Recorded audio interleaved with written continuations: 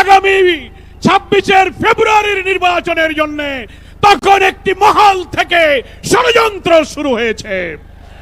সেই ষড়যন্ত্রের সূত্র ধরেও আজকে দিল্লির ষড়যন্ত্রে আগামী 13 তারিখে শাটডাউনের নামে নতুন নাশকতার পরিকল্পনা করা হচ্ছে।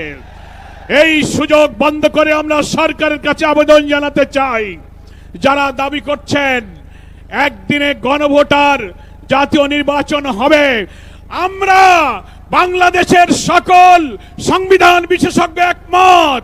জুলাই জাতীয় সনদে যেসব সংস্কারগুলো একমত হয়েছে, 48টি বিষয়ে সংবিধানের অনেক সংস্কার হয়েছে। দলের প্রধান, সরকারের প্রধান এক থাকবে না। সাংবিধানিক পদগুলোতে পৃথক অ্যাপয়েন্টিং অথরিটি হবে।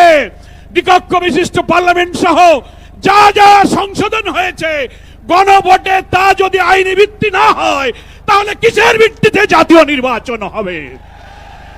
এই সরকারকে হাইকোর্টের আর্টিকেল 106 এর মধ্য দিয়ে রেফারেন্স সহকারে সরকারের বৈধতার কথা অনেকে বলেছেন, কিন্তু বাংলাদেশের সংবিধান বিশেষজ্ঞরাও 106 সম্পর্কে আইনের বিতর্ক সৃষ্টি করেছেন।